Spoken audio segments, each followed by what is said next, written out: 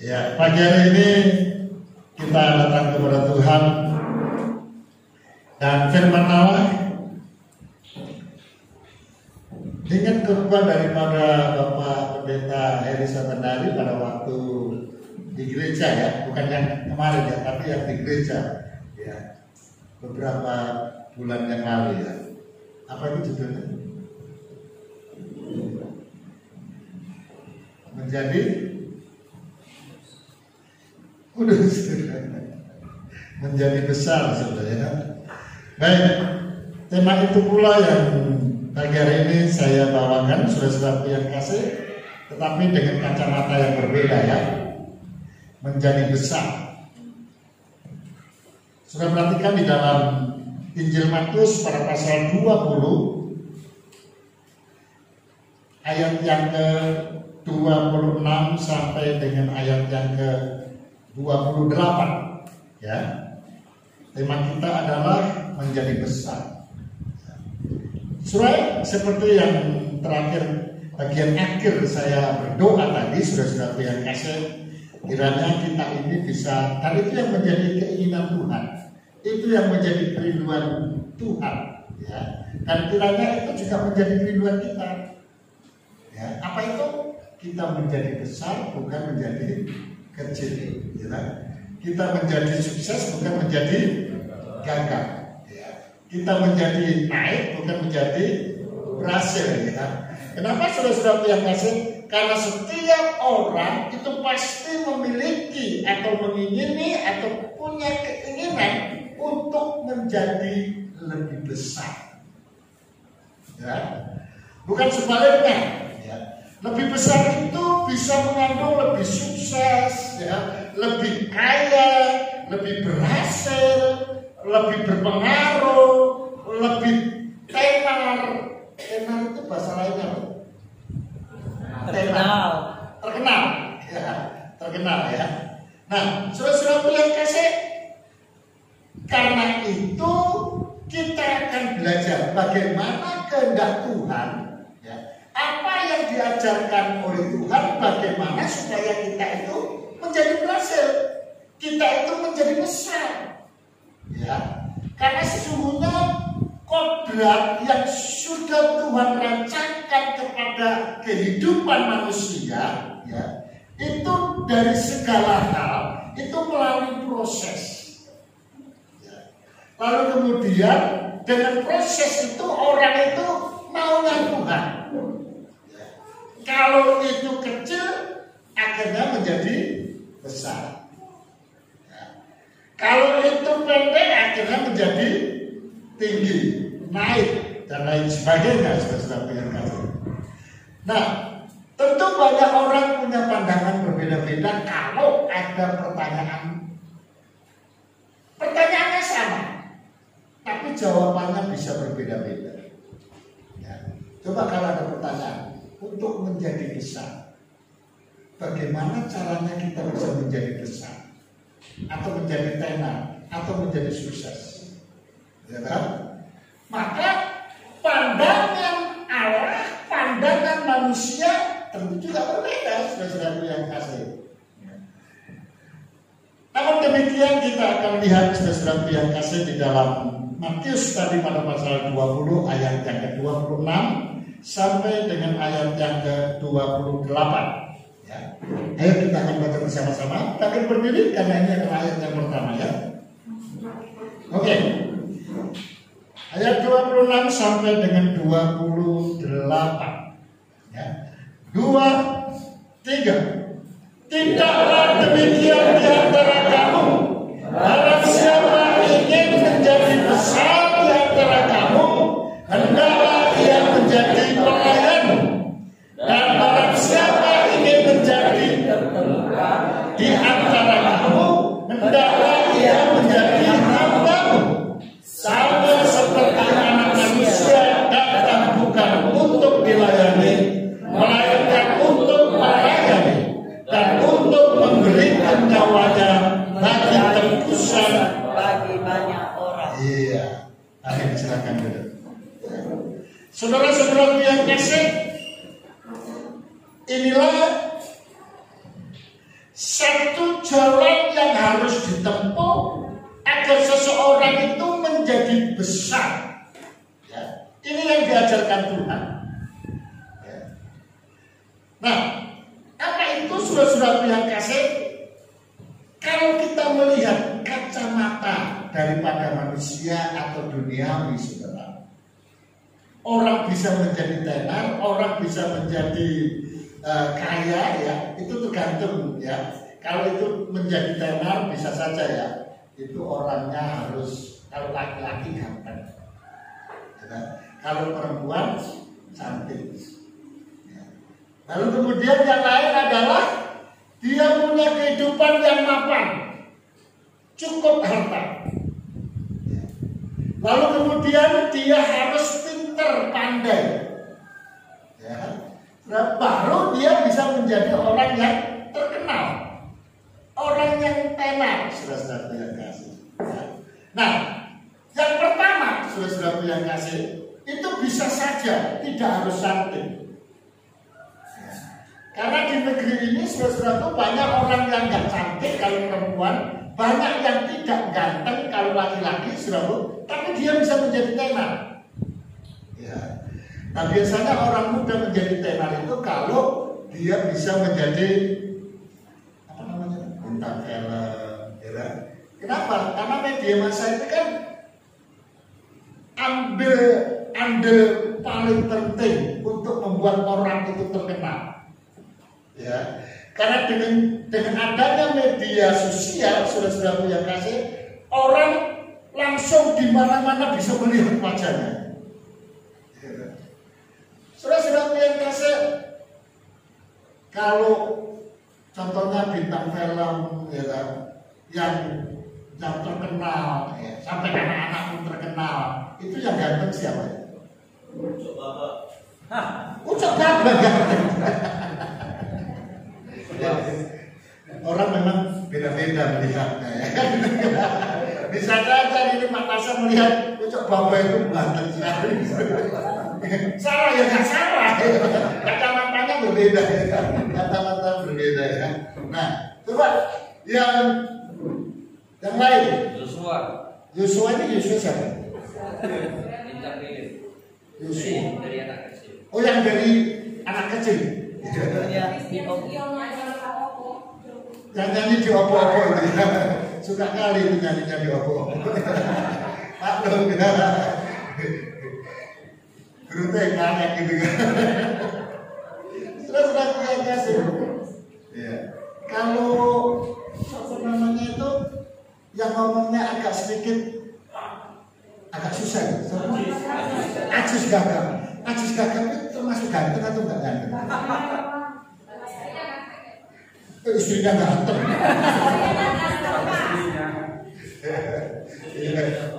Nah, kalau yang wajahnya tidak ganteng, tukul.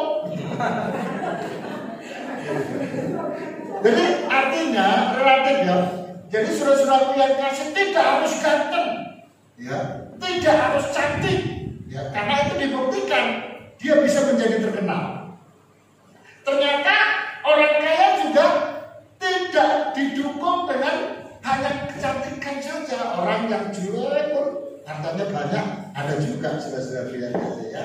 Tapi kita akan lihat di sini saudara-saudara yang kasih, pembahasan yang sudah Tuhan berikan kepada kita untuk kita bisa menjadi besar, untuk kita bisa menjadi sukses, untuk kita bisa menjadi kaya, berhasil, dan lain sebagainya, ya. Tuhan ajarkan. Yang pertama adalah apa yang dikatakan di dalam kitab Injil Matius. Allah mengukur kebesaran seseorang, ya, dari kesediaannya orang itu untuk melayani. Artinya menjadi pelayan, ya.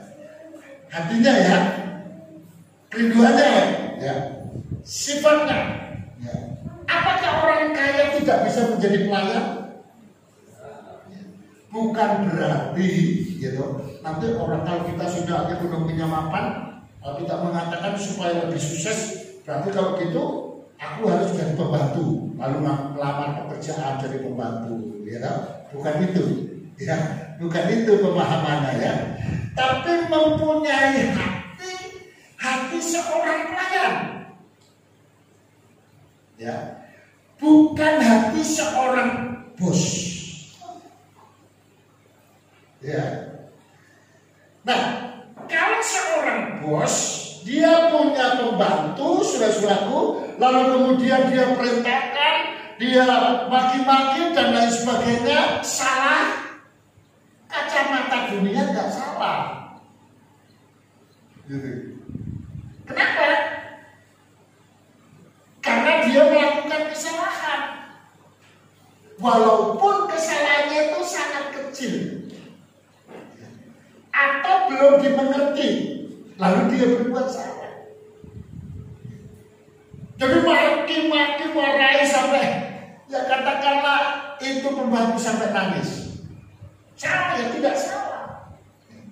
Tapi dalam proses kacamata Tuhan, seseorang sekalipun dia itu adalah bos, saudara yang kasih, dia mempunyai hati pelayan. Maka dia akan menempatkan dirinya. Sebelum dia mengata-ngatai pembantunya, dia memperhatikan dirinya. Bagaimana kalau dia yang jadi pembantunya? Ya. Lalu orang lain jadi bosnya. Terus kemudian dia melakukan kesalahan. Lalu dia dimaki-maki. Bagaimana perasaannya? Nah, ini yang dimaksud hati seorang pelayan. Nah, kalau orang itu sudah mapan, punya pembantu oleh karena punya hati sebagai pelayan, maka dia tidak akan memaki-maki, sekalipun itu ada kesalahannya. Ya, saudara-saudara yang kasih. Orang yang salah itu kan ada beberapa penyebab kesalahannya. Ya memang sih mungkin ada yang disengaja. Atau bisa saja dia nggak tahu sehingga dia bersalah, ya saudara-saudara yang kasih. Tapi sebagai orang yang mempunyai hati pelayan, maka dia tidak akan mudah mengatakan kata-kata yang menyakitkan atau kotor dan lain sebagainya. Ya, jadi Allah mengukur kebesaran seseorang itu dari kesediaannya untuk melayani. Ya. Kebesaran sejati yang diperoleh dengan memberi perintah, ya, tetapi dengan melayani, menempatkan dirinya lebih rendah daripada yang dilayani, itu yang Tuhan mau. Ya. Nah, saudara-saudara yang kasih, ayo kita lihat di dalam Injil Yohanes pada pasal yang kedua. Ini adalah mengisahkan bagaimana Allah menginginkan untuk kita agar kita bisa menjadi berkat, agar kita bisa menjadi besar, agar kita bisa menjadi sukses, agar kita bisa membantu orang lain. Ya. Di dalam Yohanes pada pasal 1, 2 maksud saya, agak panjang saudara yang kasih, tapi tidak apa-apa. Kita akan baca responsori ya.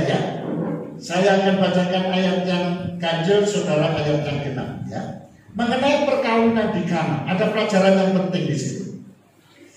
Saya bacakan yang ganjil, saudara ayat yang genap kecuali 11 kita akan baca bersama ya. Ya. Sudah sampai? Oh belum ya Kak? Oke. Perkawinan di Kana, sudah perhatikan, ada pelajaran yang baik di situ yang akan kita ambil. Pada hari ketiga ada perkawinan di Kana yang di Galilea, dan ibu Yesus ada di situ. Yesus dan murid-muridnya sedang juga ke perkawinan itu. Ketika mereka kekurangan anggur, ibu Yesus berkata kepadanya, mereka kehabisan anggur. Kata Yesus kepadanya, maukah tetapi ibu Yesus berkata kepada pelayan-pelayan, Apa yang dikatakan kepadamu, buatlah itu. Di situ ada 6 tempayan yang disediakan untuk hamba-hamba menurut adat orang Yahudi. Masing-masing isinya 2 Yesus berkata kepada pelayan-pelayan itu, isilah tempayan-tempayan itu penuh dengan air, dan mereka pun mengisinya sampai penuh. Lalu kata Yesus kepada mereka, sekarang duduklah dan bawalah kepada pemimpin pesta. Lalu mereka membawanya. Setelah pemimpin pesta itu mengecap air yang telah menjadi anggur itu, dan ia tidak tahu dari mana datangnya, tetapi pelayan-pelayan yang mencedok air itu mengetahuinya. Ia memanggil mempelai laki-laki, setiap orang menyediakan anggur yang baik dari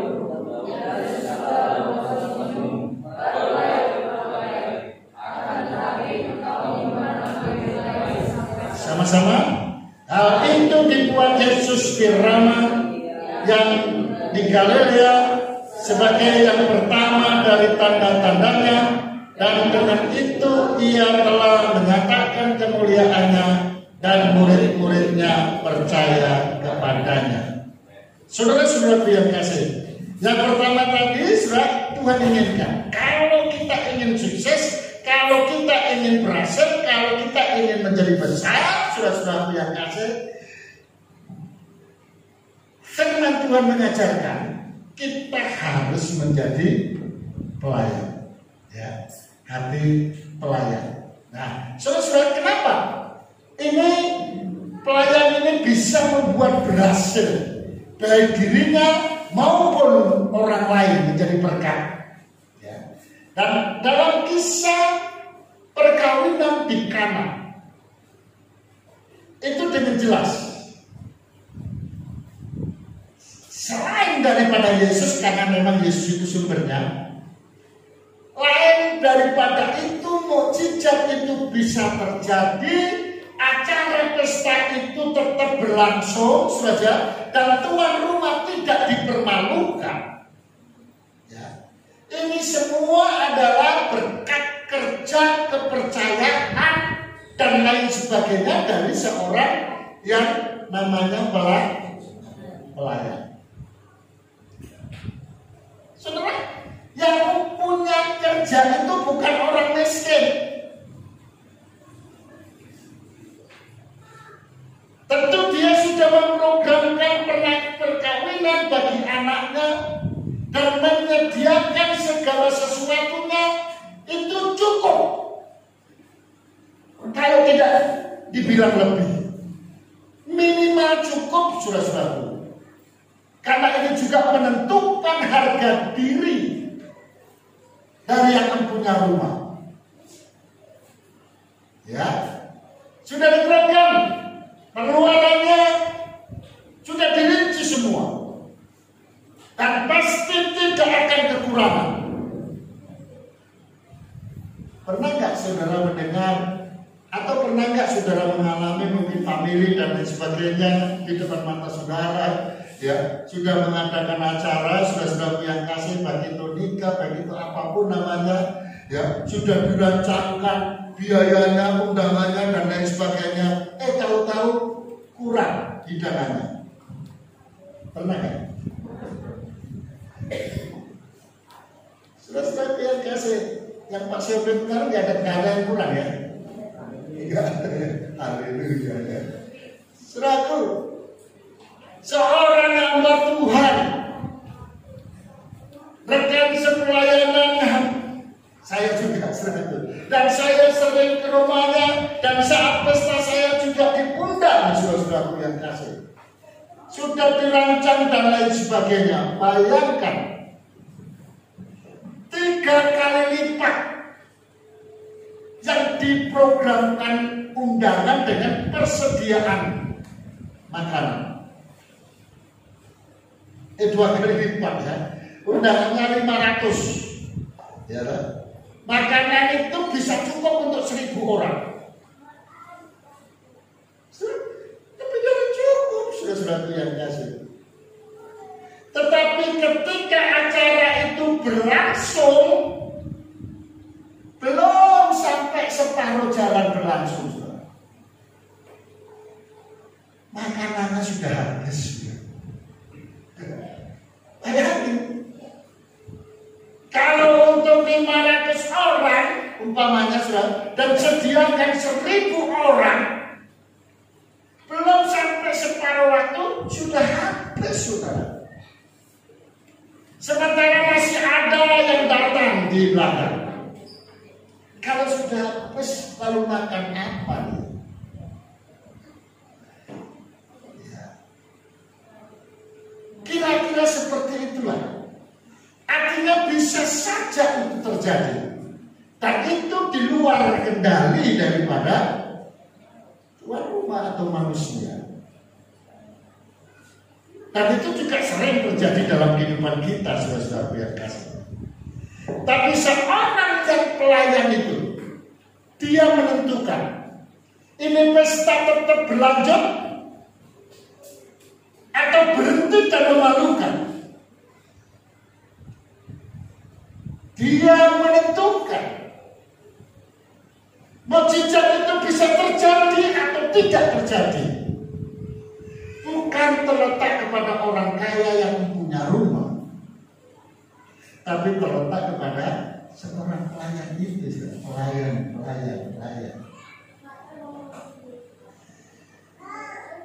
Kejadian yang nyata, pelayan yang tidak mengenal Yesus.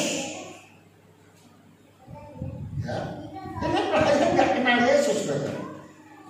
Tuhan Yesus belum saatnya, belum waktunya untuk mengadakan tanda-tanda mujizat. Kenapa? Ayat yang mana itu ketika Tuhan bilang sama ibunya itu, waktuku belum tiba. Ayat berapa? Ayat 4. Dalam dia kata Yesus kepadanya, pasal 1 itu ya. Kata Yesus kepadanya, mau apakah engkau daripadaku ibu, saatku belum tiba. Jadi Yesus belum pernah mengadakan mujizat, namanya tidak terkenal, belum terkenal. Maka pelayan itu nggak kenal Yesus.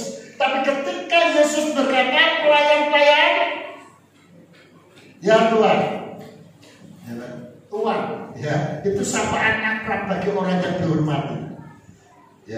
Ya Tuhan. Lalu kata Yesus, pelayan, ada berapa itu? Mana? Bawa itu tempayan. Isi dengan air penuh. Ya. 6 tempayan. Isi air dengan penuh.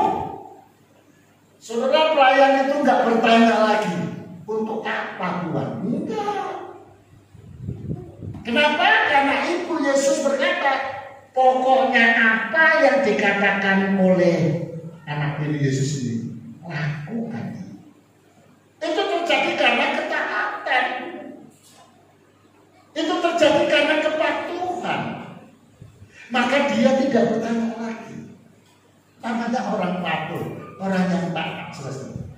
Isi penuh dengan air. Udah diisi dengan air. Pelayan dia tahu ini adalah air biasa. Ya. Sampai penuh. Setelah penuh, saudara-saudaraku, Tuhan bilang, pelayan, cedok. Gitu.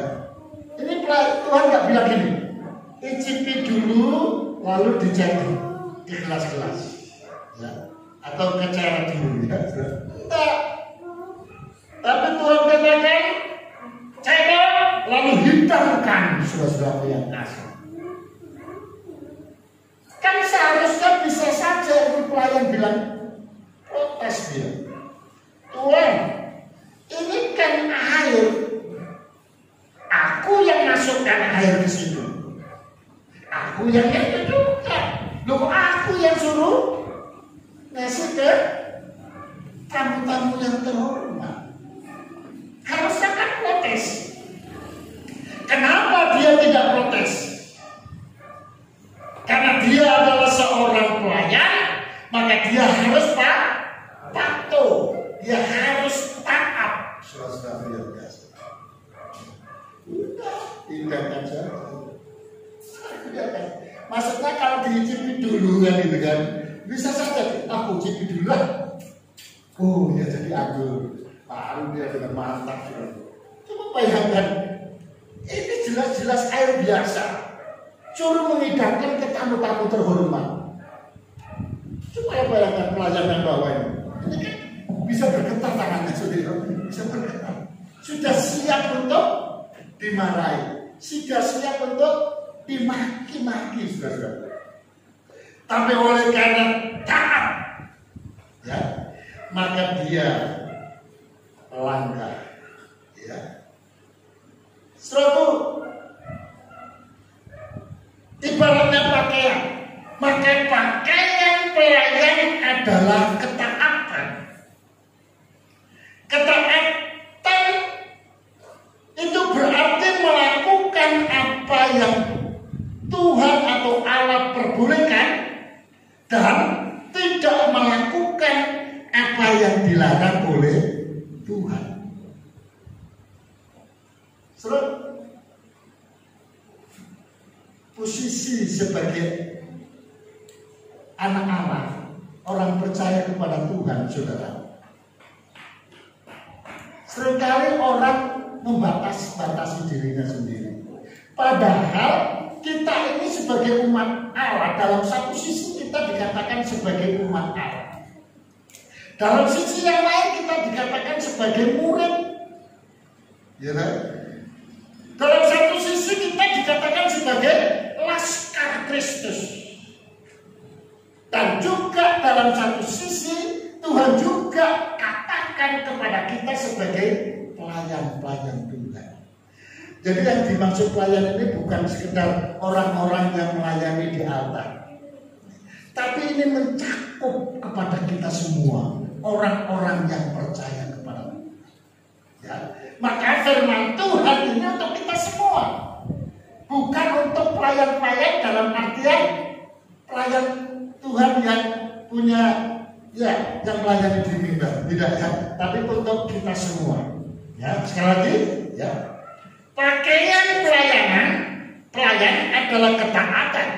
Ketaatan itu berarti melakukan apa yang Allah perbolehkan. Ya, ya, itu harus dilakukan. Ya. Yang tidak boleh jangan dilakukan. Ini kadang-kadang manusia kan justru malah terbalik. Yang diperbolehkan yang dilakukan, yang tidak diperbolehkan malah dilakukan. Ini kan sedih, saudara yang kasih. Beberapa hari ini kami berdoa, bergumul, dan ketika kami doa puasa pun kita juga bersyafaat untuk itu. Lalu kemudian di doa hari Rabu itu juga kita doakan. Apa itu?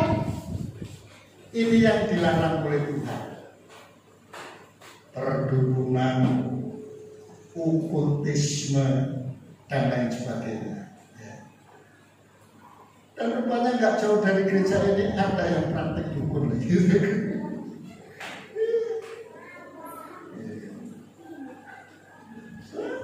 Jauh dari gereja ini, ada berapa meter ini? Ada 100 meter.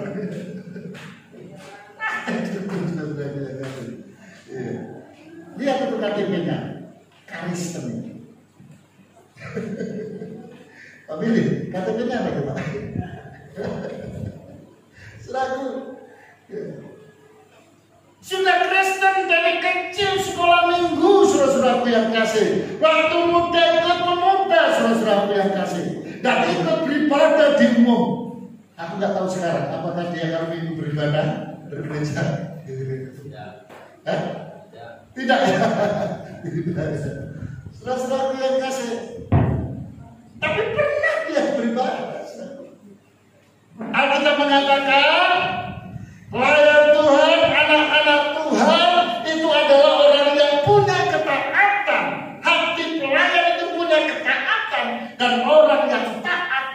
akhirnya dia akan melakukan apa yang Tuhan ajarkan untuk dilakukan, dan dia tidak akan melakukan yang dilarang oleh Tuhan. Saudara, berdukung saja tidak boleh, apalagi menjadi ya. Philadelphia 2. Jangan sekali-kali ke sana ya. Tapi ini ya. Baik. Ketaatan seringkali membutuhkan pengorbanan. Pengorbanan perasaan. Pengorbanan nama baik. Pengorbanan ekonomi dan lain sebagainya. Bukankah pelayan yang membawa air biasa itu adalah menghadapi apa yang disebut pengorbanan perasaan, pengorbanan hati dan lain sebagainya. Mungkin merepotkan, mungkin tidak menyenangkan, bahkan mungkin pula membuat kita menderita.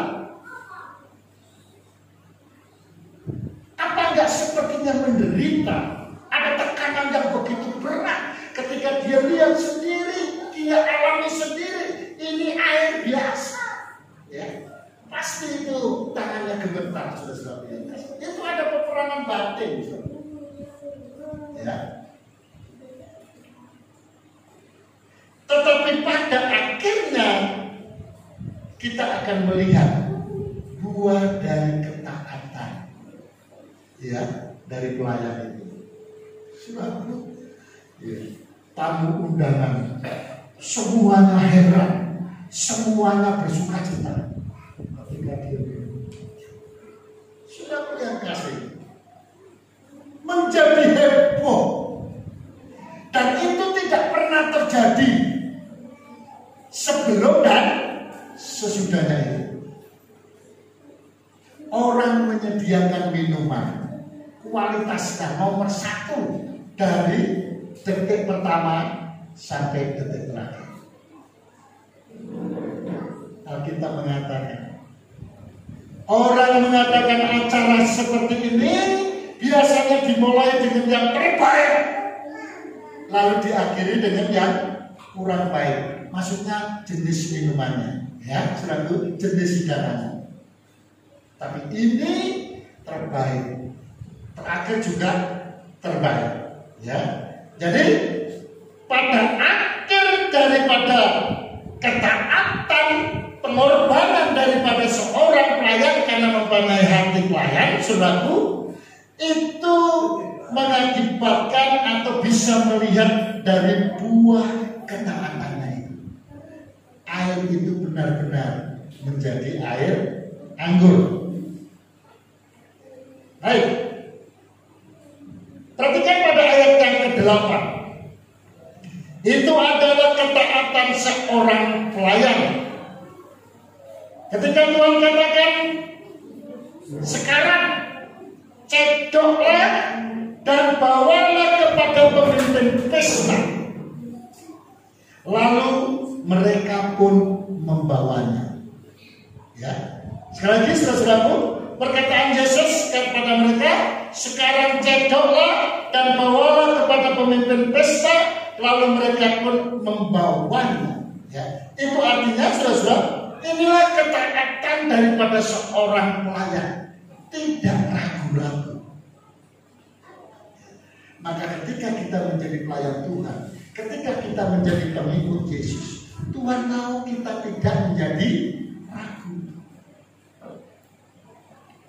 Saudara, lalu apa kalau terjadi pertanyaan seperti ini? Mengapa kita bisa ragu kepada Tuhan? Mengapa kita bisa ragu kepada Tuhan?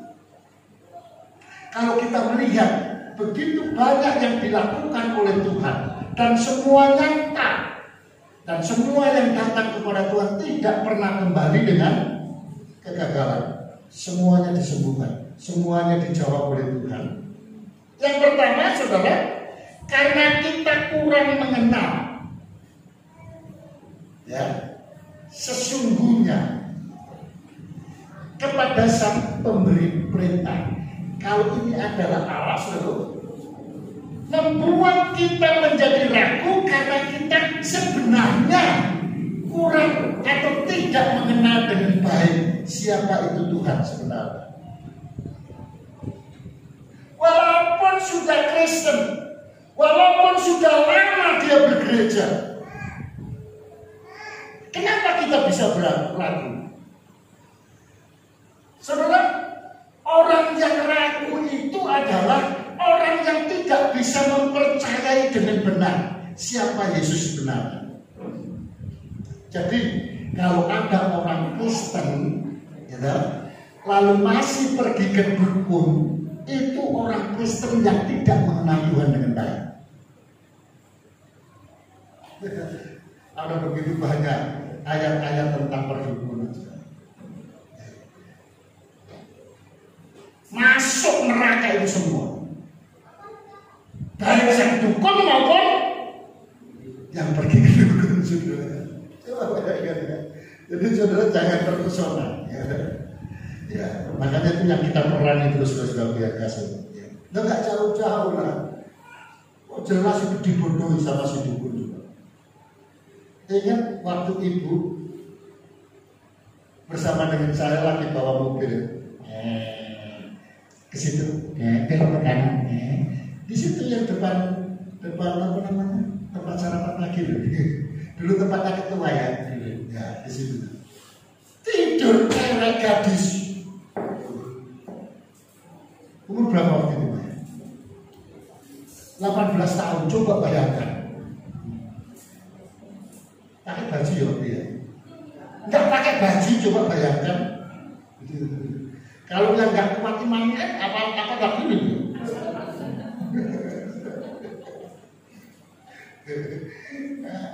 Aku mau tutup mata ya nggak mungkin, aku sopirnya mana berani.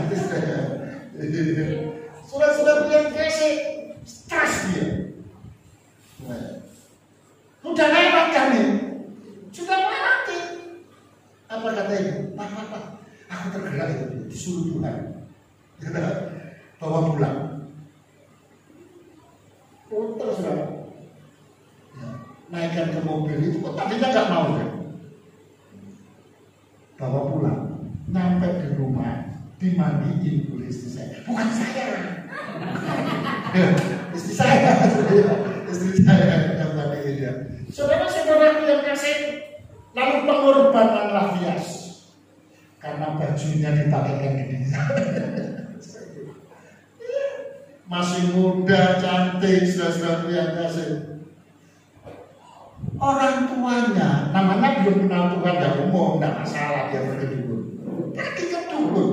Apa kata dukun? Setelah diterawang, setelah dilihat, setelah diopo-opo dan lain sebagainya. Oh, ini di daerah Sunggal ini. Di daerah Sunggal ini, tak jauh ini. Dari Sunggal jauh ya? Jauh. Lalu rumahnya di situ. Di mana tuh? Jerman 11. Sunggal katanya. Maka itu semua keluarganya diberitahu cari Sunggal. Semua dari Sunggal, diobok-obok itu Sunggal. Yo gak ketemu orangnya di sini. Oh, lalu kemudian ada yang punya sampai ke tanah karo, kamu karo. Dikasih tahu, ada orang ini, lihat ya. Oh ya, aku lihat. Itu dibawa oleh mobil Kopassus. Tahu mobil kami dulu, di depannya itu di pintu kanan kiri ada tulisannya Kausu. Mungkin dia sudah tua kali ya. Masa Kausu dibaca Kopassus? Ketika dibilang Kopassus yang bawa, Kopassus kan itu. Untungnya yang bilang itu, aku tahu tempatnya Kopassus. Dibawa kemari. Sampai di sini mobil Kopassus masih ada juga di sini. Cuma apa tak dibohongi itu saudara-saudara. Padahal dia semua keluarga keliling-keliling itu di Sunggal. Setiap jalan dijalani, foto itu dipaparkan. Pak kenal, lihat ini sudah punya, nggak kenal orangnya di sini. Ya. Mau dibohongi dulu? Ya. Selalu datang kepada Tuhan. Ya. Tuhan pasti berikan kita apa yang menjadi kerinduan. Ya. Ketaatan tanpa mengurangi perintah. Yesus berkata kepada pelayan-pelayan itu, isilah tempayan-tempayan itu penuh dengan air, dan mereka pun mengisinya sampai penuh. Tuhan bilang penuh, maka dia kasih penuh. Bagaimana kalau aku masa kasih penuh? Ini gimana ini ya? Udah aku kasih separuh aja lah. Gimana kalau kasih separuh? Jadi air aku? Karena tidak sesuai dengan perintah, ya. Jadi seorang pelayan itu, saudara-saudaraku yang kasih, adalah seorang yang taat tanpa mengurangi perintah. Ya. Jadi mengapa kita ragu-ragu kepada perintah Tuhan? Yang pertama karena kita kurang mengenal perintah Tuhan, tidak mengenal Tuhan. Orang yang mengenal Tuhan, kalau dia katakan ya, maka dia lakukan.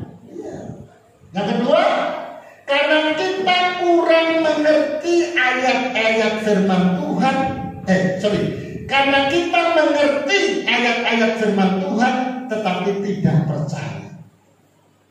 Bukankah Alkitab mengajarkan bilur-bilur Yesus menyembuh? Orang yang lumpuh itu bisa berjalan, orang yang buta bisa melihat, orang yang tuli bisa mendengar. Bahkan orang yang sudah mati dikubur berapa hari? 3 hari atau 4 hari? 3 hari. Coba cari dulu 3 hari atau 4 hari? Ya? Nah, ini yang pakai anggur cepat ini. Ya, itu nanti ya. Nah, saudara-saudara yang kasih, yang jelas adalah orang yang mati itu, orang yang dikuburkan itu dalam kitab apa namanya? Soal Lazarus. Yohanes berapa? Ini bukan Alkitab, tulisannya agak susah. Pasal 11.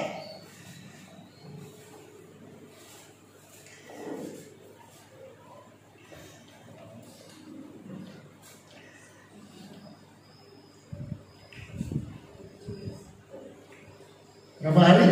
4 hari. Ayat berapa itu? Ayat 17. Ya. Ayat 17. Maka ya, ketika Yesus tiba, didapatinya Lazarus telah 14 hari. Telah 4 hari berbaring di dalam kubur. Jangan marah-marahin loh Pak Pendeta dimarahin. Maklum sudah, Alkitabku kecil, aku nggak tahu kemana tadi. Saudara-saudara yang kasih 4 hari, ya. Sudah dikubur, itu bisa bangkit, ya. Itu terjadi karena apa? Karena percaya kepada Tuhan, karena Yesus yang lakukan. Ini ada pertolongan sama dia, masa pertolongan sama dukun, sudah kasih, ya. Jangan lama ke sana ya. Nah, yang ketiga, mengapa kita bisa menjadi ragu kepada perintah Tuhan? Biasanya karena fakta dan situasi yang kita hadapi seringkali membuat kita ragu-ragu kepada perintahnya. Contohnya, ya fakta atau situasi apa itu? Contohnya, ya kita ini sakit, sudah didoakan oleh pelayan-pelayan Tuhan, sudah didoakan oleh ketua, bendahara, sekretaris terpit, bendahara, ketua, sekretaris terwakil, sudah didoakan oleh Bapak Gembala, sudah siapa itu? Siapa itu? Pendeta yang sebenarnya, pendeta dari Samose, ya, dan lain sebagainya. Enggak, belum sembuh, ya tak? Belum sembuh. Nah, ini namanya fakta dan situasi. Sudah berhari-hari didoakan nggak sembuh-sembuh. Nah, biasanya ini fakta dan situasi ini akan menggiring kita punya pikiran. Iblis masuk. Nggak sembuh kan? Nggak ada kuasa kan? Pendeta nggak ada kuasa kan? Ya. Yesus nggak ada kuasa kan? Karena kamu masih sakit.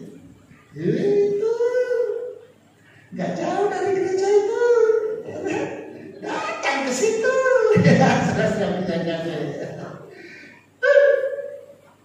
Walaupun tidak bisa melihat samping rumahnya dimasukin orang. Mau dimaling itu. Jam 2 pagi. Aku pun bangun. Begitu bangun aku kan punya pedang. Aku mikir-mikir aku bawa nggak pedangku ya. Gak ku bawa aku takut karena menghadapi maling. Ku bawa aku takut nanti jangan-jangan bunuh orang. Bahkan malingnya nggak kenal. Lalu masyarakat di sini semua kan aku nggak kenal. Lu siapa tahu kan dia lagi cari-cari malingnya, aku pikir dia malah maksudnya. Akhirnya memang nggak aku bawa pedang itu. Ya, situasi kadang-kadang seperti itu ya. Tapi jangan takut sebetulnya benar saudara. Ya. Ketaatan memerlukan totalitas. Sadari dan akuilah bahwa kapasitas kita terlalu kecil untuk memahami pikiran dan rencana Tuhan. Ya, ada yang lebih besar daripada Tuhan? Terlalu kecil kita saudara. Ya, jadi sadari dan akuilah bahwa kapasitas kita terlalu kecil untuk memahami pikiran dan rencana Tuhan. Karena itulah Tuhan tidak pernah meminta kita untuk selalu mengerti rencananya. Oh, kalau Tuhan inginkan semua rencananya kita mengerti, sudah kita stres. Kenapa? Karena terlalu kecil. Rencana Tuhan besar, saudara-saudaraku yang kasih. Maka apa yang Tuhan mau? Ya. Tetapi Tuhan hanya meminta kita untuk mentaati dalam segala hal. Jadi ketaatan bukan tujuan, tetapi kehendak Tuhan itulah tujuan. Ya. Lalu kemudian ayat yang ke-9 dan ayat yang ke-10. Ketaatan tanpa kesombongan. Setelah pemimpin pesta itu mengecek air yang telah menjadi anggur, dan ia tidak tahu dari mana datangnya. Tetapi siapa yang tahu? Pelayan yang mencedok air itu mengetahuinya. Ia memanggil mempelai laki-laki. Sudah yang kasih itu bayangkan. Lo bisa saja kan pelayan-pelayan itu, dia yang ngasih air, dia yang mencedok, dia yang mengantar. Ya. Bisa saja dia mencuri kesombongan kan kemuliaan. Ketika tamu-tamu itu bertanya-tanya atau dia mencari yang punya rumah, ini kok luar biasa, dari mana ini? Belum pernah terjadi. Bisa saja pelayan, ya itu karena saya sudah habis dari tadi itu anggurnya, itu karena saya. Bisa ada gentong lagi itu karena saya. Yang punya nggak tahu itu bisa saja saya. Jadi ini adalah ketaatan tanpa kesombongan, maka diam saja ya kan? Yang mencedok air itu mengetahuinya. Ia memanggil mempelai laki-laki dan berkata kepadanya, setiap orang mengidamkan anggur yang baik dahulu dan sesudah itu minum puas, barulah yang kurang baik. Tetapi engkau mengadakan ini dari sampai akhir.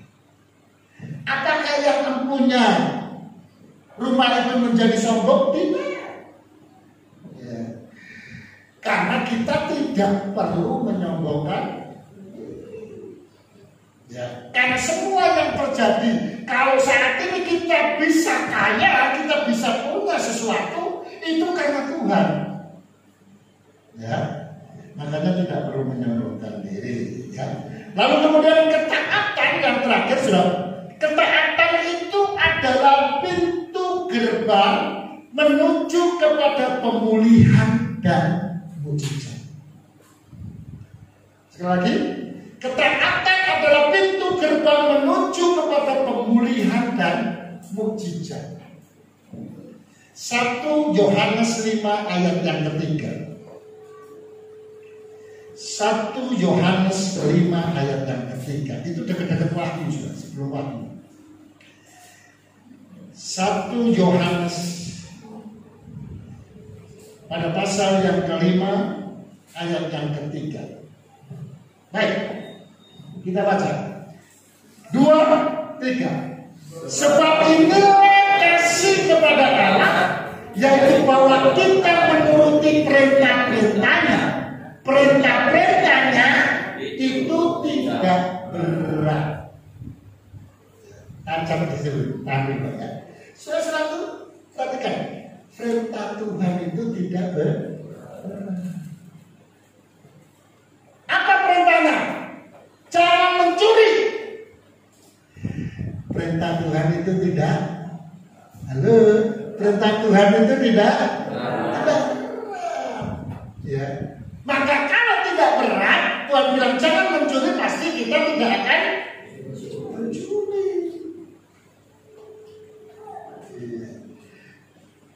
Minum-minuman keras memabukkan, itu perintah Tuhan tidak, dan jangan. Perintah Tuhan adalah tidak. Maka orang percaya harus kan?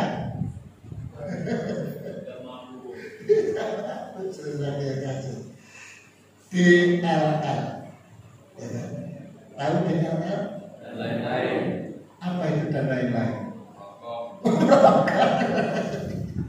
Saudara-saudara yang kasih, coba kan ini perhatikan ya, perintah-perintahnya ya. Sebab inilah kasih kepada Allah, yaitu bahwa kita menuruti perintah-perintah, kita menuruti perintah-perintah, dan ternyata perintah Tuhan itu tidak. Nah, ketika kita melakukan perintah Tuhan, ayat terakhir kita apa? Ayat yang kelima. Ini kan ayat yang ketiga, ayat yang kelima.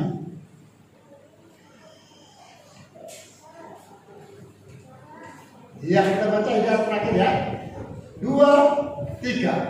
Siapakah yang mengalahkan dunia selain daripada dia yang percaya bahwa Yesus adalah anak Allah?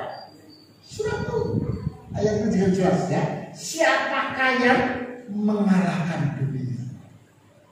Dan yang mengalahkan dunia itu adalah dia yang percaya bahwa Yesus adalah. Dan orang yang percaya bahwa Yesus adalah anak Allah siapa? Ya anak Tuhan ya. Istilahnya dalam bahasa dunianya kita ini orang Kristen. Walaupun tidak semua orang Kristen ya, tapi kita globalkan saja ya. Anak Allah, orang Kristen, saudara-saudaraku, itu yang bisa mengalahkan dunia. Saudara, maka itu sebetulnya kita ini adalah orang-orang yang hebat. Ketika kita bisa memposisikan sebagai anak Allah yang sebenarnya. Tuhan memberkati. Mari kita akan bagi doa Yesus. Haleluya. Haleluya. Pemain musik semuanya maju ke depan. Saudara, perhatikan. Dengar dengan baik-baik. Semua berdiri. Yang terbesar di pemandangan mata Tuhan bukanlah mereka yang mempunyai kemampuan luar biasa, tetapi mereka yang mau melayani dengan ketaatan yang berdasarkan kasih kepada Tuhan. Mengapa Yesus memerintahkan kepada kita untuk menjadi pelayan bagi Tuhan dan sesama? Karena Yesus telah memberikan teladan untuk melayani.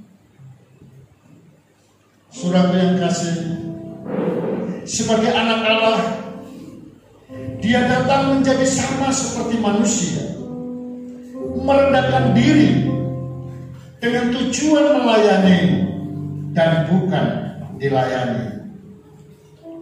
Setelah kita diselamatkan oleh iman kepada Tuhan Yesus, maka kita diperlengkapi untuk melayani Tuhan dan sesama. Karena itu kita dipanggil untuk melayani Dia dalam ketaatan dan kerendahan hati. Demikian juga gereja dalam memperlengkapi jemaatnya, agar kita semua menjadi pelayan Tuhan. Saudaraku, amanat agung itu tidak akan berarti apa-apa jika kita tidak menyerahkan diri untuk melayani. Upah dari melayani dengan taat adalah mahkota kehidupan. Penyembahan tingkat tinggi dari manusia adalah ketaatan dalam kerendahan hati. Karena sama seperti Kristus Yesus yang taat sampai mati.